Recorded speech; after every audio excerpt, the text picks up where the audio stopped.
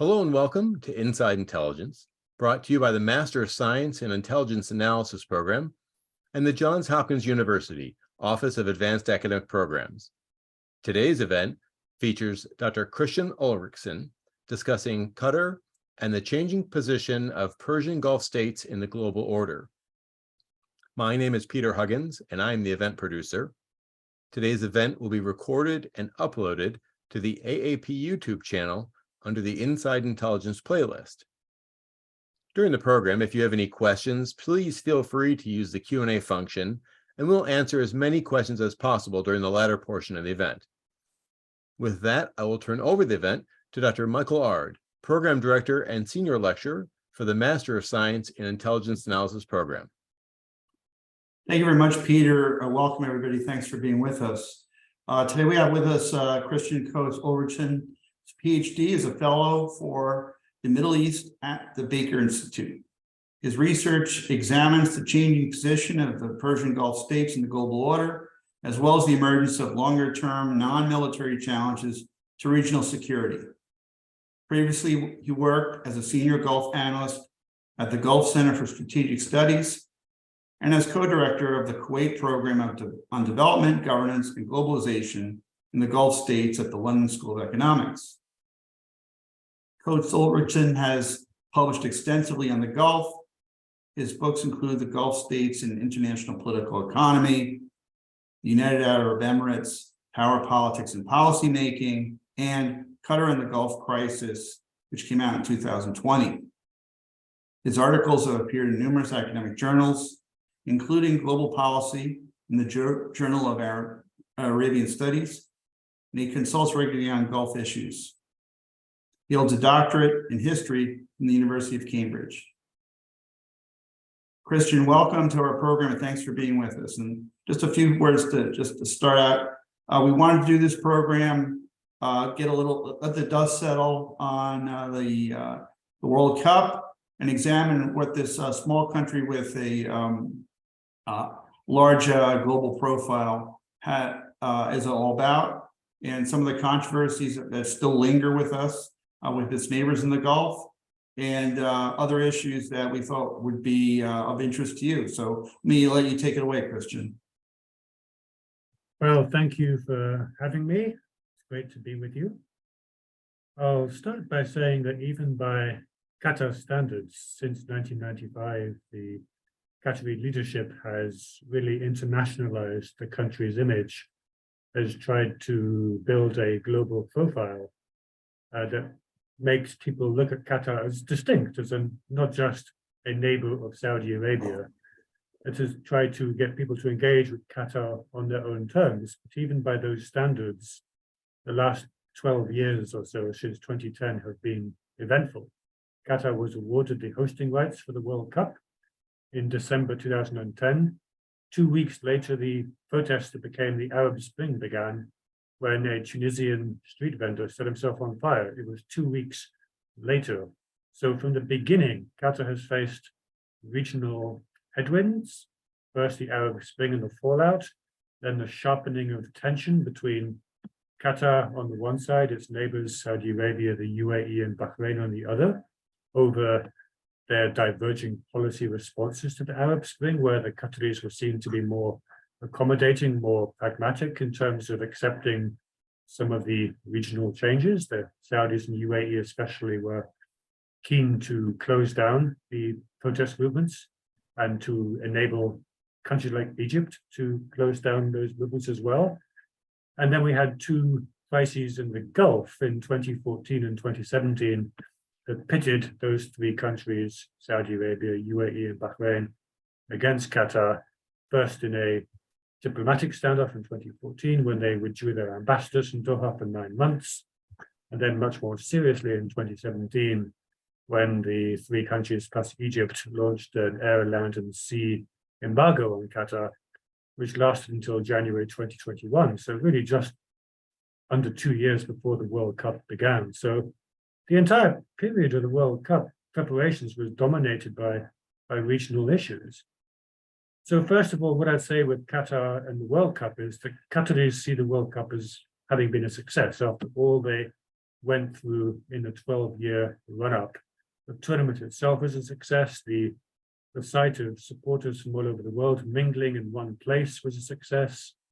There was a lot of criticism from European states, especially Northern European, to some extent from the US, over issues such as labor rights or labor human rights abuses and LGBTQ, which to some extent the Qataris had not anticipated a full glare of publicity perhaps before 2010, but they were very quickly in the crosshairs of this international spotlight. But those views were not necessarily shared all over the world. A lot of the coverage in Asia, in Africa, in Latin America was extremely positive, did not focus on these issues. And I think it really highlighted how the global South is quite different from a sort of Western perspective on key issues, which also speak to a broader rebalancing in the global order on which Qatar is part of. So from the Qatari perspective, the World Cup was a success. It came off the back of a year since the Russian invasion of Ukraine, in which Qatari LNG, liquefied natural gas, has obviously been at the forefront of debates and discourse in Europe, especially about how to move into a post-Russian energy dynamic. Qatar is the world's largest exporter of liquefied natural gas. The liquefaction and export of gas, which began in the 1990s, has really powered Qatar's rise from a relatively small, obscure nation into one of the kind of global powerhouses of the 21st century economy. Even before the invasion of Ukraine in 2017, the Qataris had been expanding its LNG export capability. There'll be a 40% increase by 2027 in two phases, the first phase coming on stream 2025, the second 2027. So there's clearly a gap in terms of a couple of years before Qatari LNG reaches a new level. But certainly from a Qatari perspective, the events of the last year have put them at the heart of a lot of regional and international developments, which they see as a positive thing. So for all the criticism ahead of the World Cup, they see the World Cup as having been a resounding success. I'll briefly touch on some of the regional issues before we start the Q&A. The 2017 iteration of the Gulf crisis, which is much more serious than the one in 2014 because it involved the closing of borders. Qatari citizens were given 2 weeks to leave Saudi Arabia, UAE, Bahrain.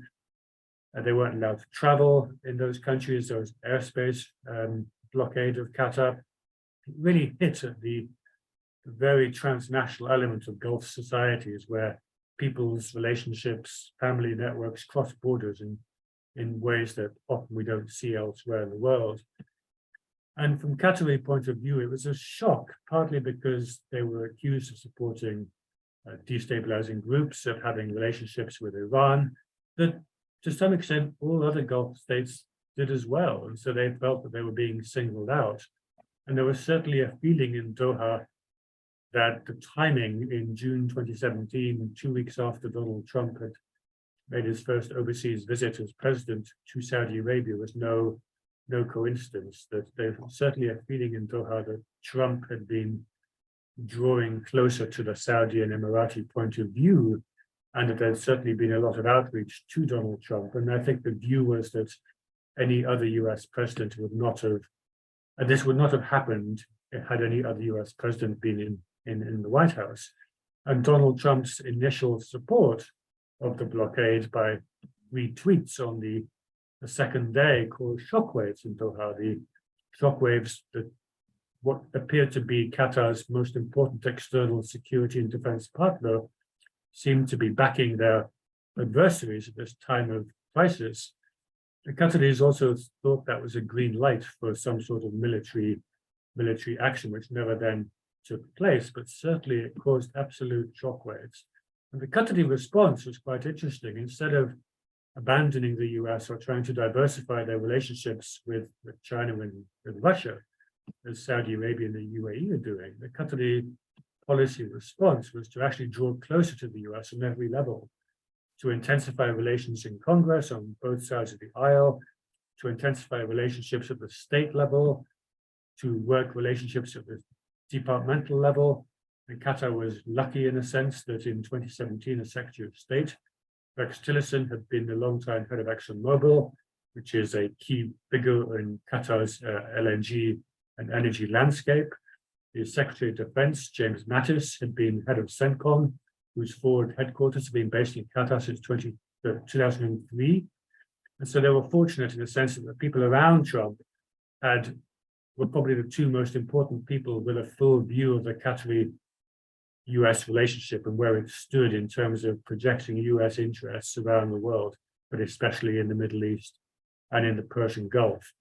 And so the Qatari response has been to try and deepen and intensify that relationship, also to make sure it's not dependent on who is in the White House at any particular time, so that any repeat of this, should it happen again, would be offset by the kind of deeper institutional basis of that relationship. And the Biden administration's decision in February last year to grant Qatar major non-NATO ally status was, I think, recognition of this. And we saw in the withdrawal from Afghanistan in 2021 how Qatar and the US were able to coordinate extremely closely in the humanitarian aspects of getting people out of Afghanistan. The Qataris were able to leverage relationships they had with Taliban leadership to go to places the US couldn't. And Qatar is now, I think, the US corresponding partner in terms of diplomatic relations with Afghanistan. So Qatar's relationship with the US came under a period of great strain in 2017, but it seems to be on a much firmer footing today. And then finally, before I hand it back to you, Michael, Qatar's relationships with its neighbors. There was a reconciliation agreement signed in Al Ula in Saudi Arabia, the Saudi heritage site. It's the forefront of Mohammed bin Salman's plans to turn Saudi Arabia into a tourism destination. The 6 Gulf leaders plus Egypt met. They signed an agreement in January 2021, which has now been lodged at the UN, so you can read what they've signed. Unlike the previous agreements, which ended the 2014 row, which were kept secret and I think were placed on a shelf and then not necessarily acted upon. The 2021 agreement was then followed by separate working parties, Saudi Qatari, Qatari Emirati, Qatari Egyptians. They separated the issues that had been a contest into country distinct baskets. So they've been dealing with those issues on a very specific case. And so there has been more follow through in terms of the agreement on all parties from all sides. And certainly we've seen Saudi-Qatari relationships improve significantly. The Emir of Qatar went to Saudi Arabia 4 times in 2021. Mohammed bin Salman was in Qatar at the end of 2021. We've seen Qatar-UAE relationships more slowly improve, but they have improved. Qatar did see the UAE as being behind the animosity, the blockade, but the Emir of Qatar was in Abu Dhabi just last month, together with the King of Bahrain, the Sultan of Oman, the King of Jordan, and President Sisi in Egypt. And so that relationship has slowly but surely gotten better. It's only really with Bahrain that there's been a bit of a lag, but even just over the last couple of weeks, there have been high-level talks between Qatari and Bahraini leaders. So even that seems to be repairing. So it does seem that we're in a post-vow phase. The reconciliation does seem genuine. Some of the issues perhaps haven't gone away. Qatar's more pragmatic approach to Islamism, for example, and to Iran, that's still an issue, but it doesn't seem to be the mobilizing issue that it was, at least for the Saudis and for the UAE between 2014 and 17, which also might reflect the fact that Saudis and Emiratis also feel that they're in a post-Arab Spring phase now, where these issues aren't seen as such draconian threats to their own security as they were perhaps a decade ago.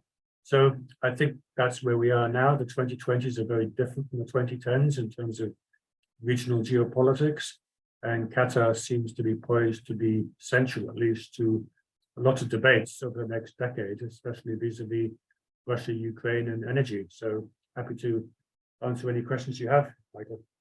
I'll have a few questions to start, Kristian, and then we'll turn it over to our audience. One of the things that, of course, was, that was raised as the rationale for the embargo, against Qatar was its long-term support, or long-time support, as they put it, for the Muslim Brotherhood, right? And this was seen, I think, by them perhaps as being somewhat hypocritical, but nevertheless, Qatar has been much more open about it, or more willing to accept Muslim Brotherhood members living in its territory, or supporting the group, at least rhetorically. So, I mean, what was the basis for this support in Qatar, and how has it evolved since this crisis started? Well, I mean, on one level, Yusuf al-Qaradawi, who was an Egyptian cleric, he died last year, he was 96 years old. An Egyptian, he's been described as a spiritual leader of the Muslim Brotherhood in Egypt. He fled Egypt in the 1950s, as so many Brotherhood members did when Nasser began to crack down. A lot of Brotherhood members fled and found their way not just to Qatar, but to Kuwait, to Saudi Arabia, to the UAE, or back then to Dubai and Abu Dhabi. They were the first generation of sort of professional elites in many of the Gulf states. And Yusuf al-Qaradawi was based in Qatar for more than 60 years until his death. And once Al Jazeera was created in 1996, he was given a high-profile platform, a show on Al Jazeera, which was watched by millions of people across the Arab world, which is a real platform for his wider profile. Now, the Qatari leadership, for whatever reason, had been willing to accept people fleeing from other Arab states. A lot of exiles from countries like Syria, from Egypt, from Libya, made their way to Doha, were given refuge. I think in 2011, a lot of them then went back to their home countries once the uprisings began, once leaders began to be toppled. And just from a Qatari point of view, in 2011, they didn't face a threat that the Arab Spring would sort of be a domestic issue, just because the sort of level of resources per capita in Qatar is so high, the level of GDP is so much higher. There was no prospect of any socio-economic discontent in Doha, in Qatar.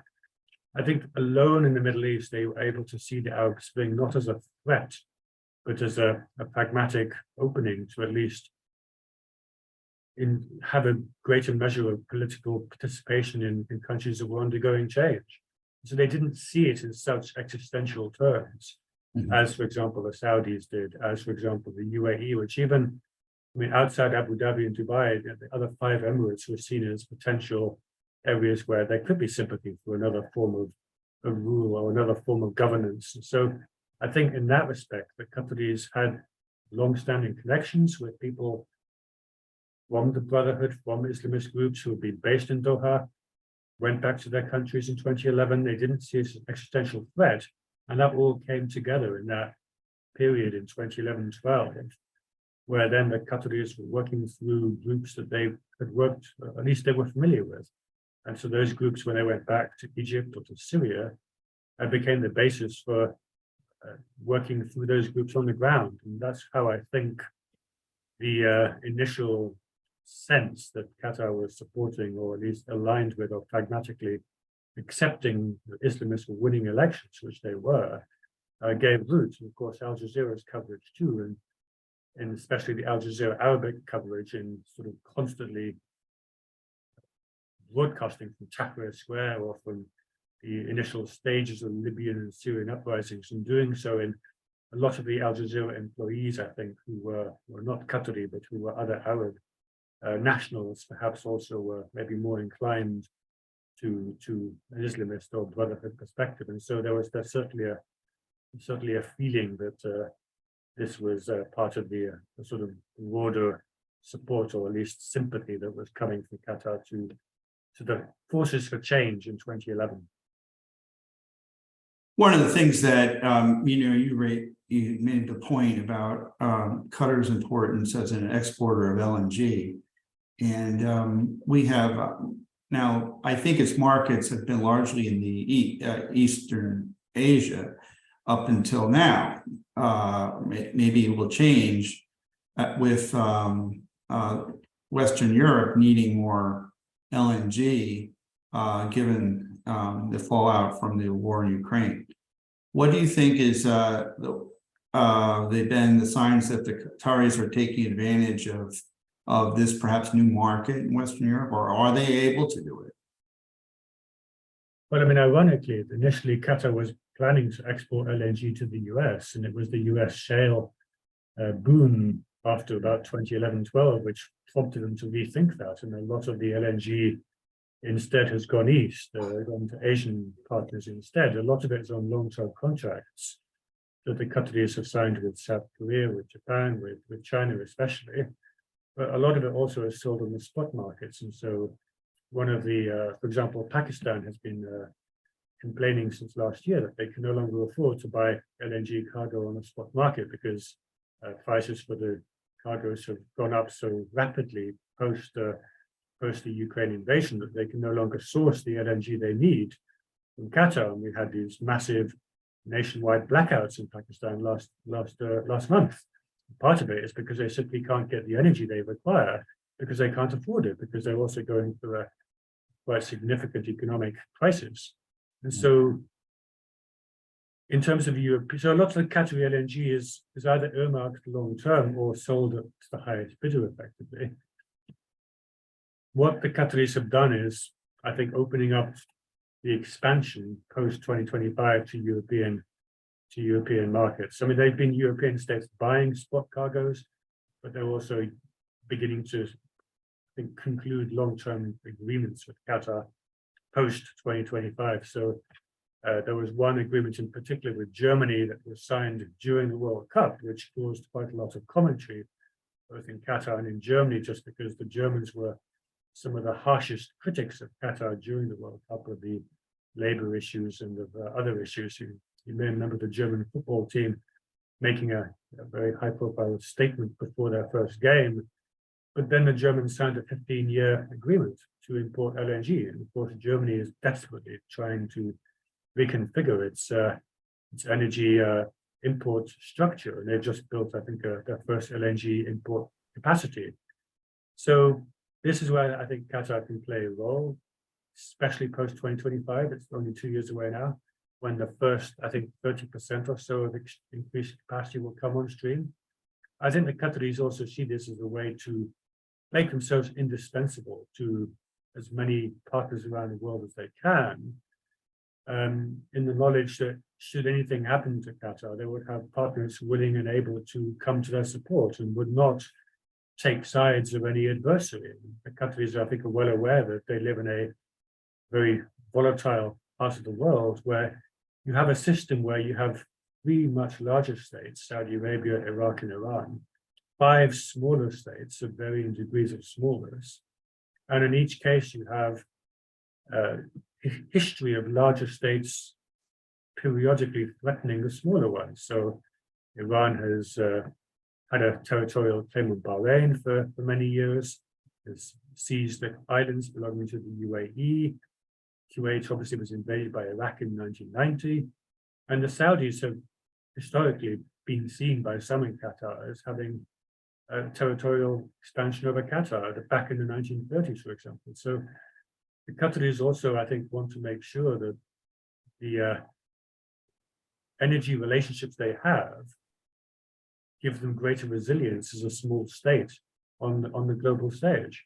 And one of the lessons that all the smaller Gulf countries took in 1990 from Kuwait was that because Kuwait had something of real value to the international economy, you had very quickly a coalition mobilizing. People just didn't take the invasion with a shrug of the shoulders and accept it. They actually mobilized to thwart it.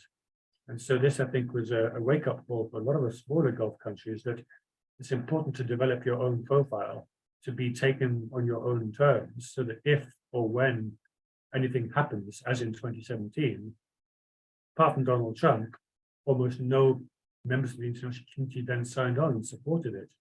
And the attempt to isolate Qatar failed, and it failed precisely because of these energy relationships and other investment relationships which have been built up for so long. Explain a little bit, while we were on the subject of big states and small states in the Gulf, one of the big bones of contention was Qatar's relationship with Iran. Well, Qatar has a pragmatic reason to maintain a working relationship with Iran, in the sense that what drives Qatar's growth is the gas, and most of the gas comes from the North Field, which is an offshore non-associated gas field. It's the largest non-associated gas field in the world, so it's not associated with an oil field.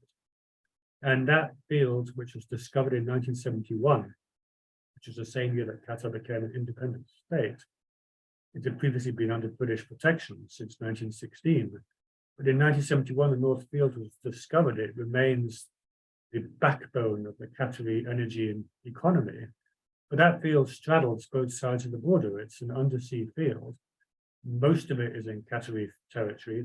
Part of it is in Iranian territory. And so Qatar and Iran have always had a pragmatic relationship, even though they've developed the field separately. The Qataris have been developing their portion. Iran separately has been developing its portion, although slower because the impact of international sanctions. They do have a powerful rationale for getting on. I think again, a historical parallel would be Saddam Hussein accusing Kuwait in 1990 of slant drilling into a shared oil field and taking Iraqi oil, which again, I don't think was ever proven, but certainly was one of Saddam's stated reasons for accusing Kuwait of being such a hostile neighbor. And so the Qataris and Iranians have a relationship because they have this shared resource. Qatar, I think, also acknowledges pragmatically that in the event of a conflict between Iran and its neighbors, it would be disastrous for all parties in the Gulf. The Qataris are not Saudi Arabia. They don't have a Red Sea coastline. They're not the UAE or Oman. They don't have a coastline on the Gulf of Oman bypassing the Strait of Hormuz. So all of Qatar's imports and exports that come in by sea, including energy exports, have to go through the Strait of Hormuz. Kuwait, Qatar, they're in the same boat in that respect. They don't really have other options. And so certainly the Qataris have tried to leverage their relationships with Iran, with the US, with the Palestinians, with Israel, for example, to ensure that even where parties don't talk directly to each other, the Qataris can act as intermediaries. It can be back channels, can pass messages, can at least maintain dialogue and open channels of communication to try to prevent a conflict, which by virtue of Qatar's position would have immediate and disastrous economic and probably security consequences as well. I have one more question and then we'll get to our audience. And everybody, if you like, you can put your question in the chat, or you can put it in the Q&A. And by the way, as you can tell, our guest is not limited to just talking about Qatar. I mean, he's an expert on the region. So if you have any questions about broader questions as well, please ask. And Kristian, I wanted to mention something about, Qatar's economic impact. And it's a small country, as we know. Obviously, it's a very important energy country, but it also has a very large expatriate population of guest workers. And I'd like to just talk to you a little bit about what the impact that has been, say, especially in, I think, South Asia, on, for example, prosperity in those areas. Yes, so Qatar and the UAE are both countries that have about between 80 and 90% of their population being expatriate labor or workers, mainly from South Asia, who are the sort of construction workers who work in retail, in many sort of more kind of blue collar sections of the workforce. I mean, the Qatari population doubled, I think, between 2000 and 2010, and more or less doubled again since. It's about 2.7 million, of whom about 350,000 are Qatari nationals, Qatari citizens. So the majority of the population is non-Qatari. Very large population, community populations from South Asian states. There has been, I think one of the reasons why the Qataris felt a lot of the criticism, especially from Northern European states ahead of the World Cup, was was perhaps unfair is because this is a worldwide system of labor where labor goes to where it's needed. And Qatar is not the only state that uses large groups of unskilled or semi-skilled workers. And there's a demand for those jobs in the labor sending states. And for all that we in the West might think that the workers are earning very low salaries, it's perhaps more than they would earn at home, which is why there's a demand for jobs in the Gulf. And again, in the Gulf more widely, not just in Qatar. And the Qatari labor regime, so to speak, was not significantly different from that in Dubai or Abu Dhabi or Saudi Arabia or Kuwait.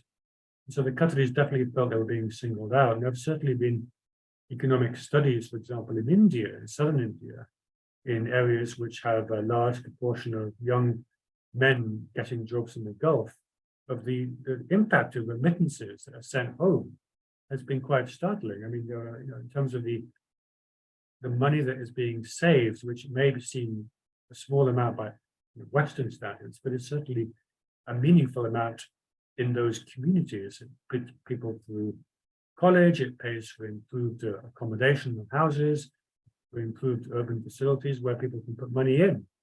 And so there is a dynamic between labor sending and labor receiving states within the framework of the global South. And certainly I think that's why the Qataris felt that they were being maybe singled out and subjected to a very harsh, although in some cases entirely justified spotlight ahead of the World Cup. Okay, let's get to some of the questions. Barbara asks, how does Qatar stand in the new ties of neighbors with Israel? Well, the Qataris have not followed the UAE and Bahrain in normalizing. They haven't signed or joined the Abraham Accords, which were agreed in 2020. Having said that, the Qataris have had a pragmatic relationship with Israel, going back to the 1990s when Israel opened a trade office in Doha. They opened trade offices in Qatar and Oman. It was one of the first institutionalized Israeli Gulf relationships. The Qatari office closed after the beginning of the Second Intifada. The Omani office shut too, which illustrated how even these limited openings could be impacted by obviously developments in the Israeli-Palestinian context. Qatar has, since 2018, worked closely with Israel in providing humanitarian and financial support to Gaza.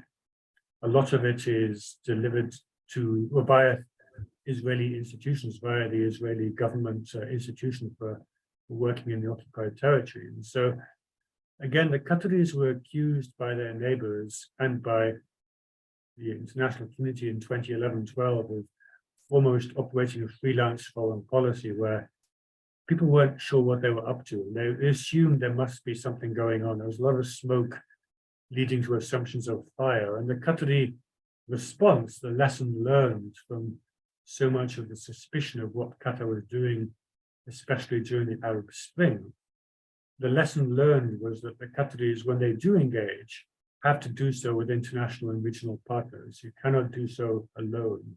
And we've seen that both with Gaza, where the Qataris work with the Israeli authorities. It's all cleared and aligned. And we saw that also with the US Taliban negotiations, which took place in Doha. This wasn't Qatar freelancing with the Taliban. This was working with the US at every step to ensure there could be no doubt as to what was happening and what was being discussed. And so certainly Qatar and Israel fall into that basket as well. The Qataris feel they don't need to go the next step of normalizing with Israel at this point. They have a relationship that works when it needs to. It's issue specific. It's based on support for the Palestinians. The Qataris, I think, would like or would want to see Israel make a significant concession in terms of, I would imagine, a withdrawal from occupied territories and lifting of some of the restrictions on Palestinians in those territories before there could be a normalization. And in that sense, the Qataris are still signed up to the Saudi-led 2003 peace plan, which offers full normalization in exchange for withdrawal. And so in that respect, the Qataris haven't moved. The UAE and Bahrain did, but from the Qatari point of view, they're able to engage with Israel as and when they need to, and that's seemingly okay. And in terms of going forward, I don't see that changing, absent any significant change on the ground, with obviously with the current Israeli government, maybe less likely in the near future. Cody asked a question, in the realm of natural energy, what is the current state of economic relations between Qatar and the United States?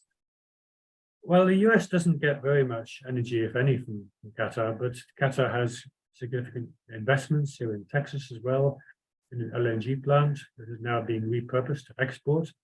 It was initially, I think, built to import Qatari LNG. Of course, then the US became gas self-sufficient. And actually now it's being repurposed to export American LNG to, I think, European states that need it sooner than Qatar can expand its own capacity from 2025. And so there's a lot of joint investment. As I said before, companies like Exxon have been at the cornerstone, they've been the backbone of Qatar's expansion of its field, of its capacity since the 1990s, working in partnership with Qatari entities like Qatar Energy, which used to be Qatar Petroleum. So there's been heavy US involvement in Qatar downstream and midstream, and also in terms of Qataris working with the US in the US as well. And again, people like Rex Tillerson, who was, I think, in Doha the night that Donald Trump was elected in 2016. I mean, they understood the value that this relationship brings in terms of a bilateral tie, and which is, I think, why they were so surprised, perhaps, by Donald Trump's position in 2017. Before we came on, we were talking a little bit about, the politics in Qatar and how things have changed, from, I guess, 1995 really is the key date. And so much that they were doing really predates the reforms that we've been seeing over the last few years with the Crown Prince in Saudi Arabia. So maybe you could tell a little bit, give a broad view of this for our listeners, because I don't think that this is widely understood how many changes have been made in Qatar over the years. So for a long time, Qatari policy was very domestic focused. It was, until 1995, it was more slower paced. The emir at the time, who was the grandfather of the current emir, didn't really stray from the Saudi-led Gulf consensus. He was content, I think, to develop, but to do so on his own terms. What changed in 1995 was that he was ousted in a bloodless palace coup by his son, Sheikh Hamad bin Khalifa, the father of the current emir, who had been in more or less day-to-day responsibility for a lot of policymaking since about 1989. So in the same way that Mohammed bin Salman today is responsible for Saudi policymaking, even though he's not the king, not the head of state, we had that dynamic in Qatar from about 89 onwards until 95, where the heir apparent was increasingly important, but he still wasn't head of state. And I think until his father was ousted, he couldn't sign off on the acceleration of the expansion of LNG, especially. And so Hamad bin Khalifa and other ambitious, reform-minded, younger figures in Qatar wanted to accelerate that expansion. So in 1995, the father, the grandfather now, was ousted. What happened next was that in February 1996, there was an attempt to try and reinstate the ousted emir, and there was a lot of evidence that that attempt was supported by elements in Saudi Arabia, in UAE, in Bahrain, and in Egypt. Actually, the four countries actually came together against Qatar in 2017, so 21 years later. So there was a perception that the ousted emir, who had actually been given refuge in Abu Dhabi at the time, was trying to cultivate his former regional allies to try and regain power. Now, he eventually came to a reconciliation with his son. He returned to Qatar in 2004. He passed away in 2016, I think. But there was certainly a feeling in neighboring states that under the new leadership post-1995, the Qataris were doing their own thing. They were straying from the Saudi-led fold.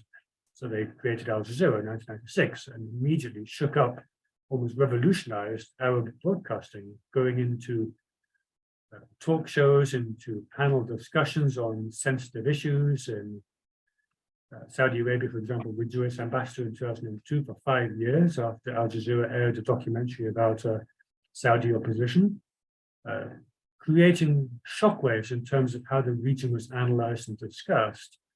The Qataris also began becoming much more assertive on the international stage, again with LNG, but also in diplomacy and mediation, and trying to maybe move into a Saudi space in terms of Yemen, for example. The Qataris tried to engage in Yemen to find a solution to the Yemeni government's fighting against the Houthi rebels in 2007, way before this became an international issue. And so there was certainly a feeling in other capitals, especially Saudi Arabia, that the Qataris were doing their own thing. This wasn't something they supported, even though, ironically, Dubai and Abu Dhabi were doing the same thing, but maybe less of a political way, maybe just more focused on economic issues. But the Qataris especially were seen to be supporting groups politically that the Saudis didn't support. And so that whole post-1995 maybe recalibration, getting Qatar to become a regional and international player on their own terms, was really used against Qatar in 2017, where one of the main charges of especially the media from Saudi Arabia, the UAE, was that the emir from that time, who stepped down in 2013, was still calling the shots, and there's no evidence that he is. But in 2013, the emir stepped down, he abdicated, which again was unusual for the Arab world, to have an emir voluntarily give up power, empower his 33-year-old son at a time when other Arab leaders who had been trying to hang on after decades in power were being ousted. That was a very powerful message. And so since the 2013 handover to Sheikh Tamim, the current emir, there was a constant sort of drumbeat from neighboring states, Saudi Arabia, the UAE, trying to portray this as a sham, that his father was still calling the shots, because he was the one who had set in motion all the changes post-1995 that they didn't seem to like. So, I mean, that's now 10 years ago. I think we're now into a different phase, but that was certainly a recurring motif in the 2017 crisis, that these post-95 changes had to be almost reversed. You had to almost go back to a pre-1995 situation where Qatar was basically a small, quiet neighbor which didn't have its own set of regional policies. One question on, and this maybe relates back to Qatar's policy, longstanding with the Muslim Brotherhood, but what about their cooperation on counterterrorism issues with the West and the United States? How has that evolved? Well, there was, again, concern, especially in the post-9/11 context, where there were allegations that a senior member of the Qatari family and the government had facilitated the departure from Qatar of Khalid Sheikh Mohammed, who had been living and working in Qatar in the mid-1990s, and allegedly was tipped off that the FBI, I think, or one of the elements of the US intelligence community was about to come and detain him. He then led to Afghanistan, where obviously he was then one of the main planners of 9/11. That was used against Qatar at the time. It was used against Qatar in 2017 as well, even though, of course, the Saudis and Emiratis were not on the strongest of ground to accuse Qatar of complicity in 9/11, given that 17 of the 19 hijackers were from Saudi Arabia and the UAE. But what we saw in 2017 was actually the Qatari and Saudis and Emiratis almost saying, well, actually, if the Qataris had acted in 1996, there would have been no 9/11, because Khalid Sheikh Mohammed would have been detained. And so there was a sense of frustration at that time, which then continued in terms of the Saudi UAE campaign against Qatar to try and portray the Qataris as unreliable. That said, in 2003, the board headquarters of CENTCOM relocated from Saudi Arabia to Qatar, partly because the Qataris upgraded and expanded Al Udeid Air Base. They gave a great facility to the US, but it's also because the US presence in Saudi Arabia had become a lightning rod for Saudi discontent, and the Saudi leadership was also quite, in some cases, quite leery of this continuing US presence in the kingdom. So the relocations to both sides, the Qataris gained a US presence, which was extremely important to them. Of course, in 2017, it became very important. What the Qataris did in November 2017 was to sign an MOU with the State Department, with Rex Tillerson, on counter-terrorism. And there have been regular meetings, I think, there have been regular meetings of a US-Qatar strategic dialogue ever since. And again, working on some of the issues raised on Islamic State post-2013, where again, there had been concern about fundraising from some individuals in Qatar, which had been fundraising for Syria for the opposition. But of course, where that money ended up in Syria seemed to indicate that some of it was going to Jabhat al-Nusra, at least before al-Nusra was then proscribed. And so there had been a sense, I think, by some in the US that Qatar was maybe turning a blind eye. But that seems to have been tightened up, especially since 2017, partly because the Qataris have realized that their neighbors were accusing them of these links. And so it then made sense to actually work even more closely with US counterparts to ensure that wasn't a point of vulnerability going forward. Kristian, another question for you, and you've been very productive in scholarly output. What is your next big project? I read the Qatar and the Gulf Crisis book when it came out. What do you have for us next? Well, I'm just finishing a book looking at different types of power and how power is wielded by different groups across Gulf societies, not just by ruling families, but by opposition groups, by institutions, by elements within societies against each other. So I'm trying to bring it all together, and that should be hopefully coming out early next year, 2024. Well, hey, good luck with that. Of course, there's still a lot of work to be done, of course, with books, but and I want to thank you for being here with us today and really educating us on Qatar and its relationship with the Gulf and the wider world. We were looking forward to getting this program on for a few months now, so thanks for being with us. And also for our viewers out there, we have a couple more programs coming up on Monday, the 13th. We have a discussion with our adjunct faculty member, Gary Keeley. We'll talk about how to find and use declassified intelligence documents. That's on February 13th. And on February 23rd, which will be a year at that point into the Ukraine war, former operations officer and James Acuna will talk to us about Ukraine war and the evolving role of intelligence. That'll be on February 23rd. So try to join us for those. And once again, I want to thank you, Kristian, for being with us, and for Peter Hudgens for setting it up. And we'll look forward to seeing everybody next time. Thank you.